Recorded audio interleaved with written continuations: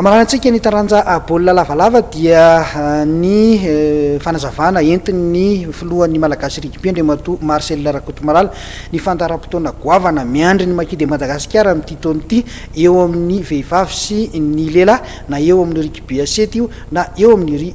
rugby A15 dia rahantsika ary ny fanazavana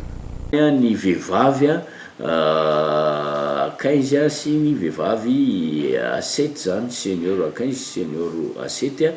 ny senior A15 zany zao dia andeha hiatrika ny phase finale marihako kely phase finale ny éliminatoire ny coupe du monde sady champion d'Afrique amin'ny 6 aogositra ao Afrika Atsimo ary marihako moa fa phase finale azy zany dia itsika zany ao anatin'ilay efatra anao n'ilay phase finale dia i Afrika Atsimo, Kenya, i Ouganda ary itsika Madagasikara ary tena zava-dehibe tokoa zany io satria sambany zany taty Afrika zany no andeha anao an'izany champion du monde zany eo amin'ny rugby A15 senior vehivavy zany ny champion du monde io moa zany dia atao any Nouvelle-Zélande amin'ny 2021 ary ny règlement de compétition moa zany dia ny voalohany zany amin'io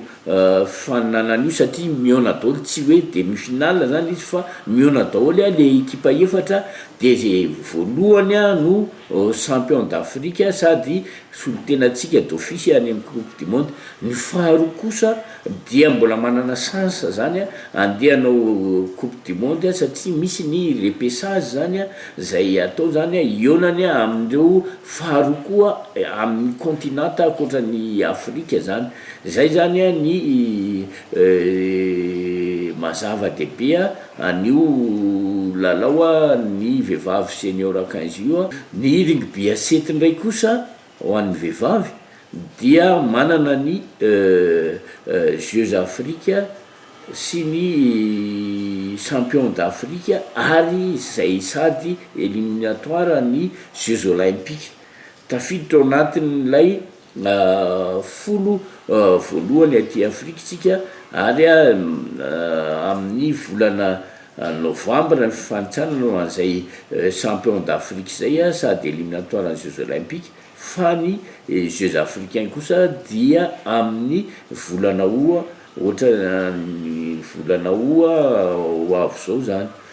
tamin'ny fandaharam-potoanan'ny lehilahy koa tsika zay marihako etona fa zava-dehibe daholo koa satria même système mitovitovy amin'izay ihany ho an'ny rugby 7 zany dia sady Jeux africains no éliminatoire en Jeux olympiques no champion d'Afrique match miandry azy alohan'izay nefa dia mbola misy ny Jeux de Gilles zay andeha amin'ny 19 juillet zao zany andeha hiatrika ny Jeux de Gilles ary eto de efa mampanantena fa anisan'ny médaille d'or hoentin'ny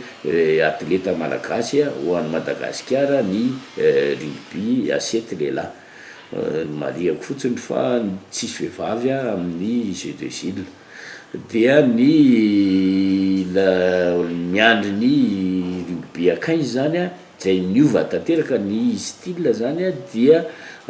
sady éliminatoire ihany koa ny coupe du monde no champion d'Afrique zay manomboka amin'ny volana décembre zany ny fidirana ao anaty groupe zany ny eo amintsika amin'izany i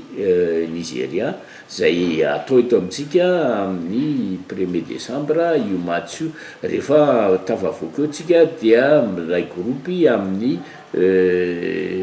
Namibia sy Zimbabwe dia aveo mandeha ny éliminatoire ao anatin'ny groupe dia tonga de phase finale demi-finale de finale